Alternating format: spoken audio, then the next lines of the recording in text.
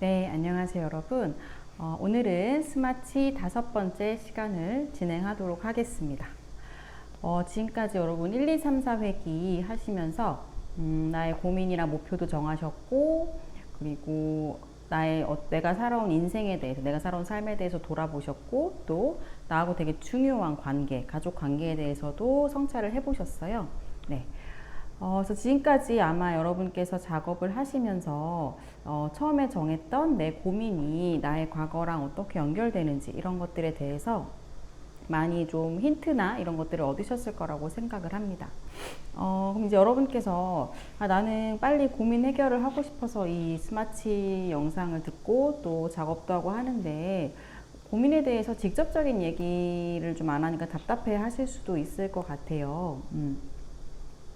그래서 고민에 대한 직접적인 얘기를 하는 것도 되게 중요한데, 고민이 왜 이런 고민을 내가 갖게 되었는지 그 원인, 근본적인 부분을 이해하는 게 사실은 저는 더 필요하다고 생각이 들어요. 왜냐하면 그냥 고민에 대한 현실적인 혹은 지금 현재 고민에 대한 그 얘기를 하는 거는 아마 여러분께서 이런 프로그램이 아니어도 주변 사람들하고도 많이 하실 수도 있고 혼자서도 많이 생각을 해보셨을 것 같은데, 그런 과정이 계속 된다고 해서 고민이 해결되진 않거든요. 물론 뭐 그 안에서도 좋은 해결책을 찾을 수는 있지만, 우리가 마음에 계속 갖고 있는 거는 어떤 근본적인 부분이 해결이 돼야지만 해결이 되는, 말이 좀 이상한데, 근본적인 부분이 좀 다뤄져야지 현재의 고민이 좀 줄어드는 그런 경우들이 대부분이에요. 그래서 상담에 오는 분들도 그런 고민을 주로 가지고 오시고, 네, 그래서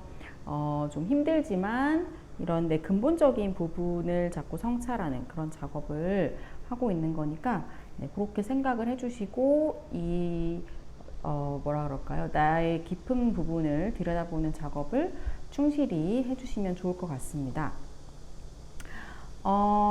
그래서 오늘 우리가 이제 프로그램 절반 정도에 왔어요. 이제 오늘부터는 좀 더 본격적으로 셀프 치유에 가까운 그런 작업들을 해보려고 합니다.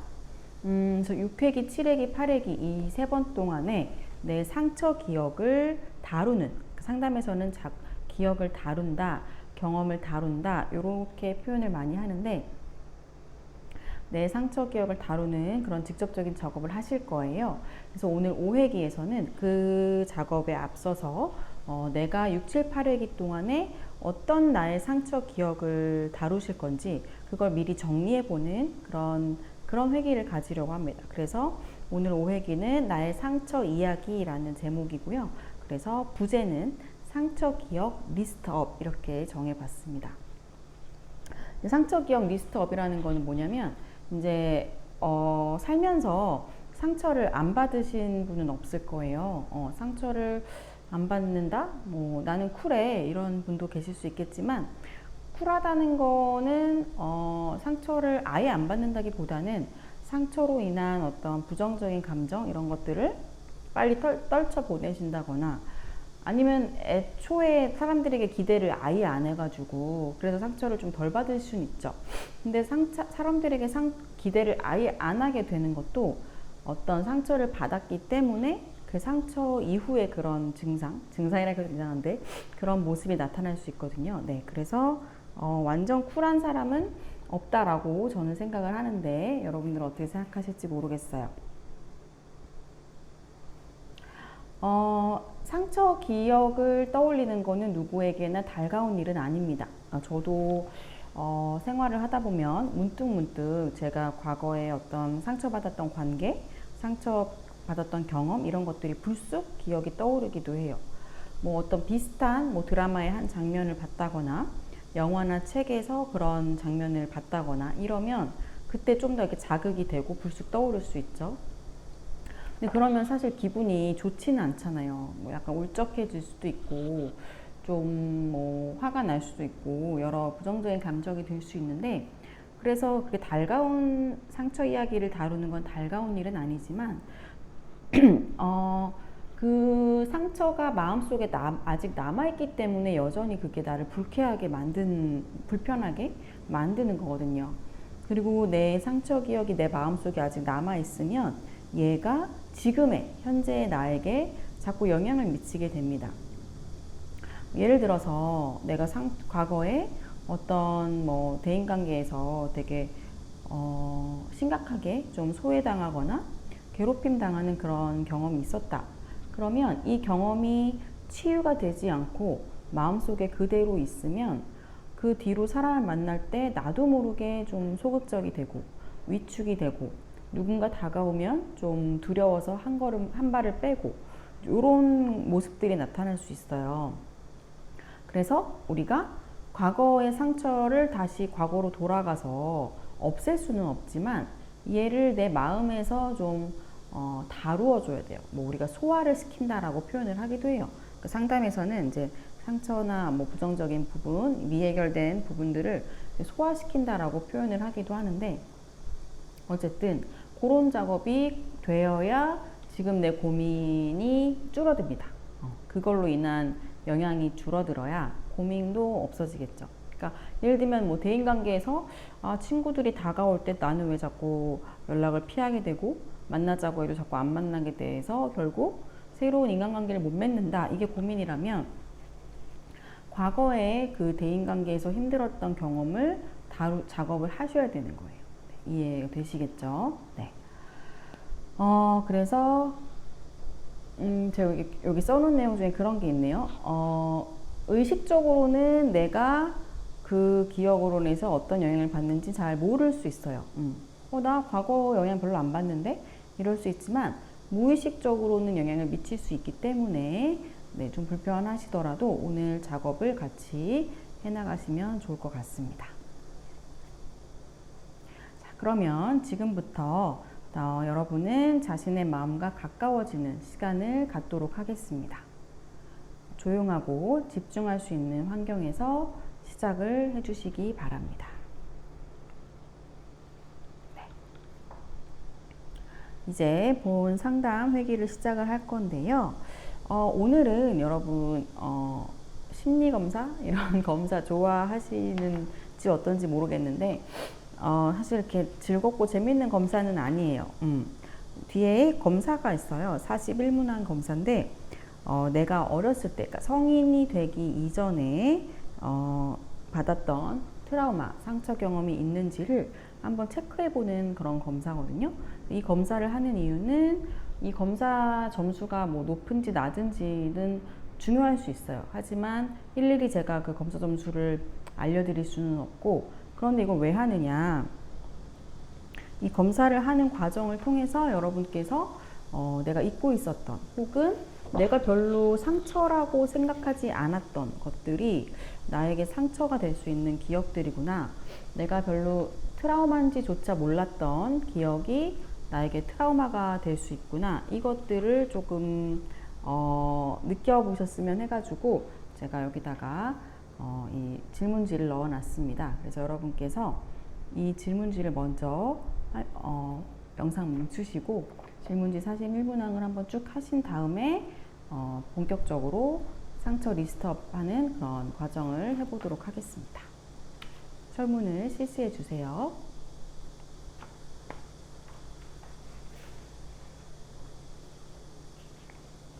네. 그러면 설문을 이제 41문항을 다 실시하시고 오셨죠? 네.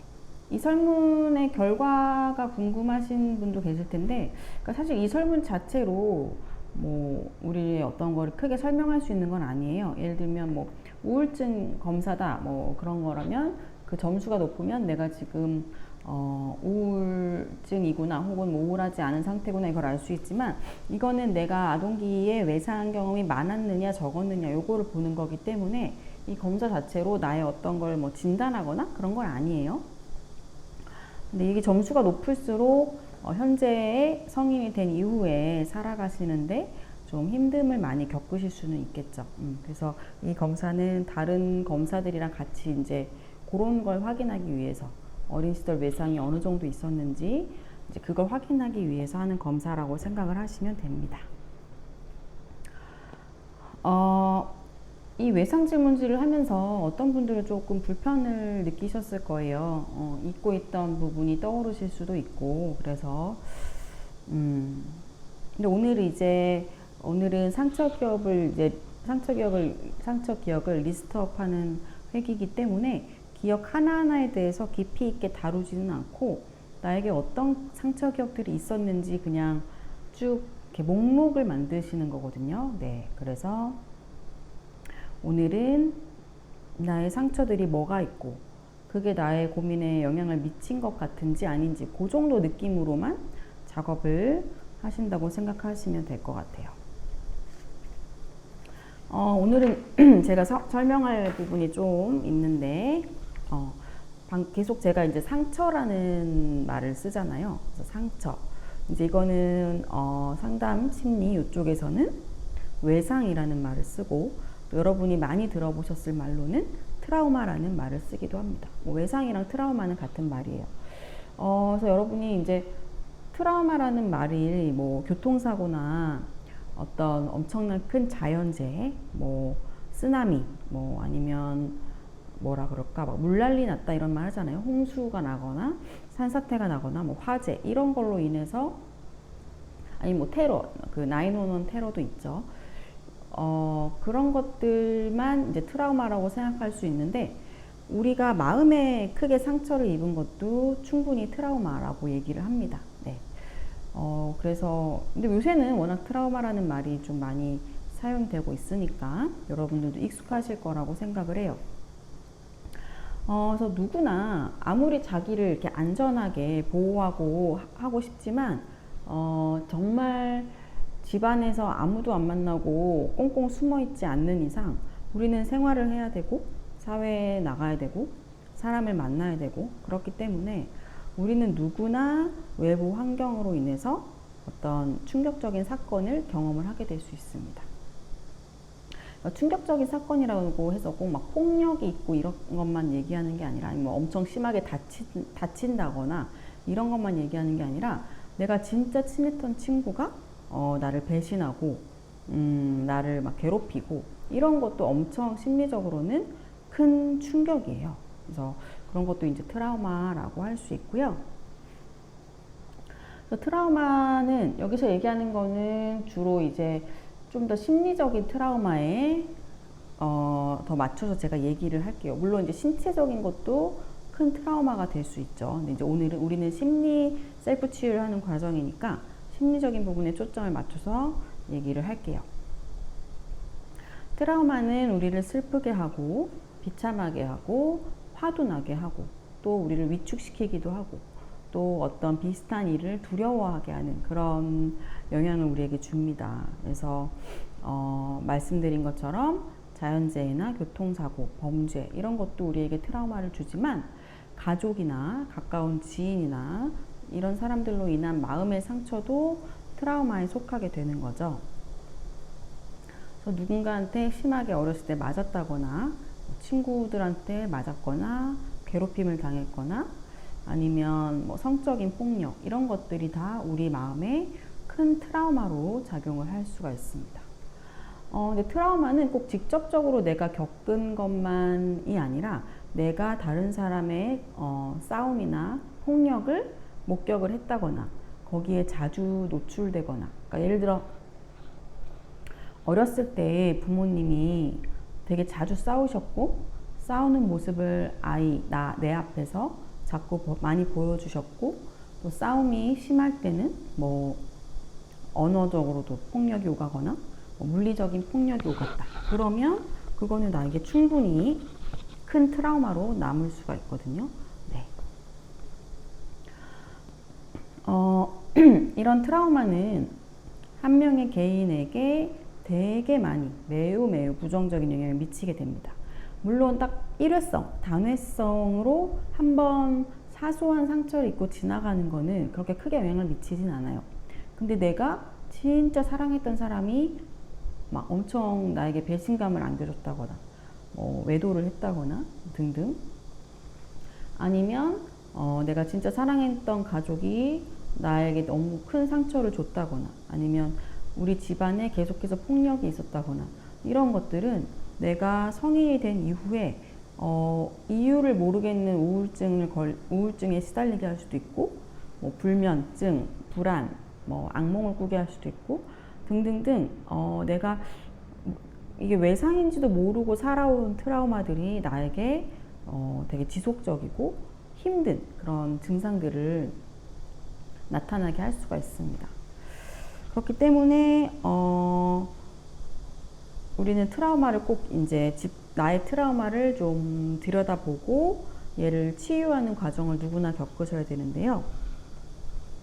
트라우마를 겪고 나면 일단 세상에 대한 믿음이 흔들립니다. 세상을 신뢰할 수 없게 되고 사람들을 믿기가 어려워지고요. 그리고 트라우마를 좀 자주 많이 겪은 사람들은 내 감정 조절을 하기 어려워해요.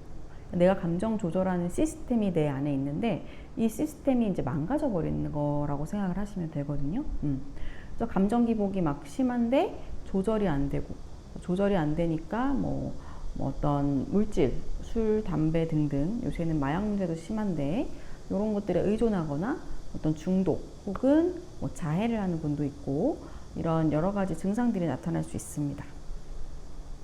그래서 우리는 상담을 할 때 이 외상 기억, 트라우마에 대해서 직접적으로 다뤄줘야 되는 거예요. 근데 이런 트라우마를 다루는 거는 누구나 하기 싫죠.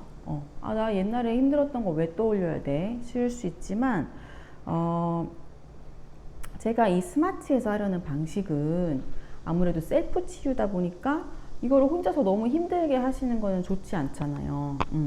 그래서 혼자서도 할 수 있으면서 좀 덜 고통스럽고 덜 괴로운 방식으로 이 내 외상 기억을 치유하는 그런 과정을 6회기부터 시작을 할 거예요. 그래서 너무 이렇게 뭐라 그럴까, 하기 싫어 하고 딱 여기서 스마트 프로그램 여기서 딱 멈추지 마시고, 너무 힘들지 않고 그나마 상대적으로, 외상경을 떠올리는 거는 완전 안전하다고 할 수는 없으니까 그나마 상대적으로 안전하고 고통스럽지 않은 그런 방법으로 제가 안내를 해드릴 테니까 한번 이번 기회에 내 상처 기억 다루는 거를 연습하시고 앞으로 살아가시는 데에도 계속 적용을 하실 수 있으면 좋을 것 같아요.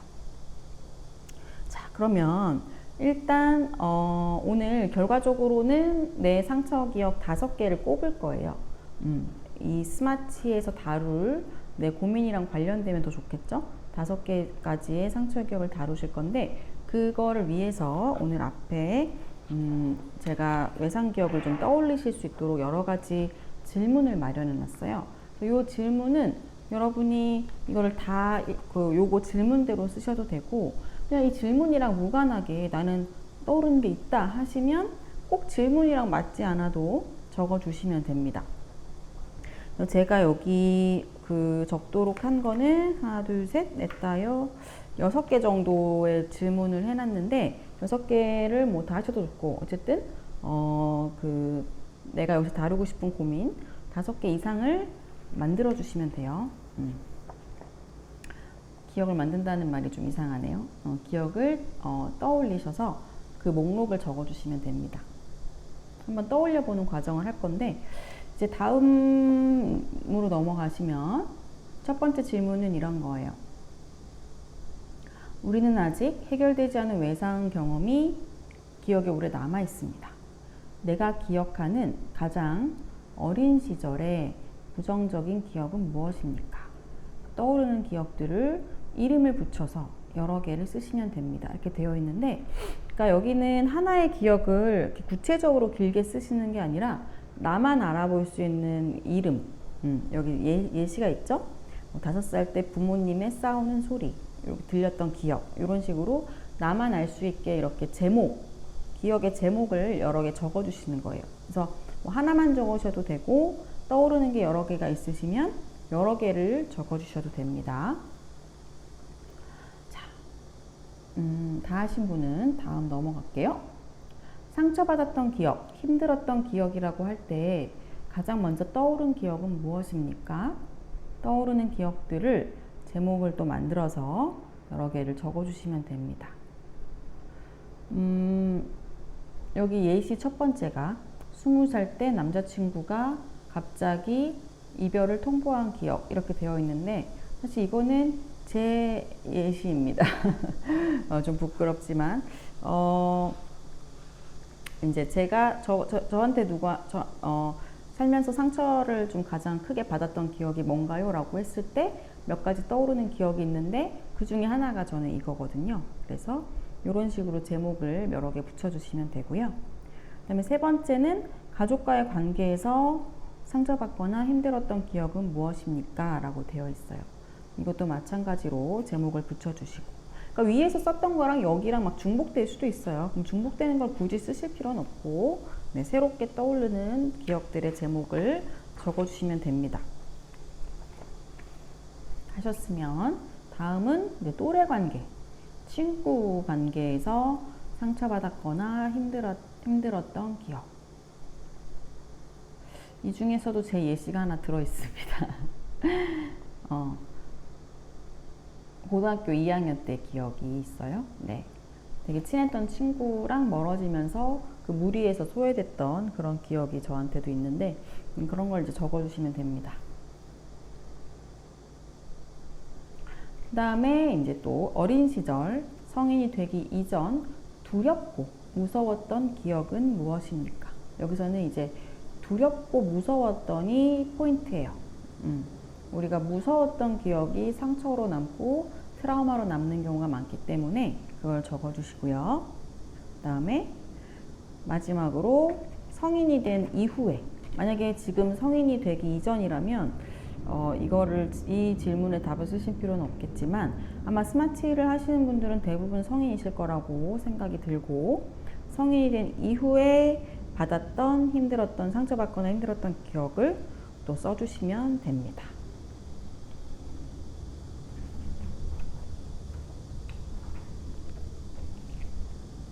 다 적어주셨나요? 네, 여기까지 아주 잘 하셨습니다. 힘드셨죠? 자, 이제 우리는 여기에 되게 많은 여러 가지의 기억을 적으셨을 거예요. 그래서 이 기억을 다 다뤄주시면 제일 좋아요. 제일 좋은데, 일단 저랑 하는 스마치에서는 5개만 기억을 뽑아서 작업을 할 거니까 5개를 이 중에 골라주셔야 됩니다. 이 중에서 나의 고민, 1회기 때 정한 내 고민이랑 관련 있어 보이는 개를 5개를 제일 골라주시면 제일 좋아요. 여기 예시를 보면 5살 때 밥 먹다가 아빠가 화가 나셔서 갑자기 상을 엎었던 기억, 이런 식으로 써 있죠. 이런 식으로 여러분이 5개를 동그라미를 쳐준 다음에 이제 그것들을 이 5개 안에서 제일 힘들었던 기억, 손가락이 안 움직이네. 제일 덜 힘들었던 기억을 순서대로 한번 매겨보시고, 그래서 그렇게 이 5개 중에 가장 덜 힘들었던 것부터 가장 힘든 순서대로 적어주시면 됩니다. 그래서 우리는 이제 스마치는 안전하게 그래도 가려는 게 중요하기 때문에 제일 힘들었던 기억부터 다루는 게 아니라 제일 덜 힘들었던 것부터 차례로 이렇게 다뤄가는 그런 과정을 거칠 거거든요. 그렇게 해주시면 됩니다. 자, 이제 기억 리스트 5개를 적어주셨는데, 그 다음에 이제 그걸 보면서 이게 내 고민과 어떻게 관련이 있을까? 그거를 떠올려서 한번 적어주시면 좋을 것 같아요. 아마 여러분만의 스토리가 만들어질 거거든요. 그걸 적어주시고, 적어보신 다음에 이걸 적어보니 또 내가 어떤 감정이 드는지, 부정적 감정일 수도 있고 긍정적 감정일 수도 있죠. 그걸 또 한번 체크를 해보시고, 지금 이런 작업들을 쭉 하면서 내 마음이 어떻고 내 생각이 어떤지도 한번 여기다가 적어보시기 바랍니다.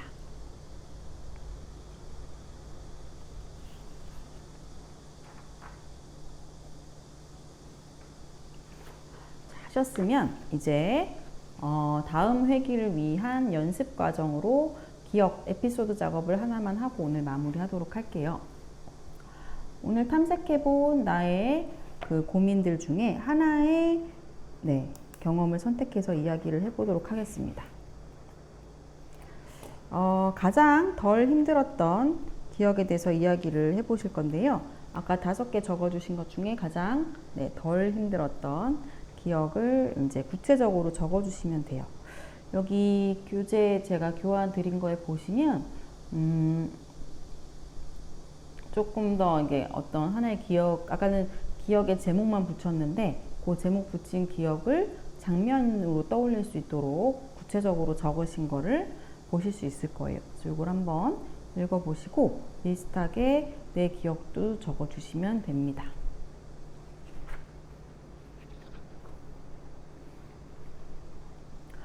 기억을 다 적으셨으면 이제 이 에피소드를 구체적으로 쓰고 떠올리시면서 이 에피소드에서 내가 어떤 감정을 느꼈는지 체크를 해보세요. 얼마나 강하게 느꼈는지, 그리고 그 에피소드에서 내가 원했던 것은 무엇인지 그것도 같이 적어보시면 됩니다.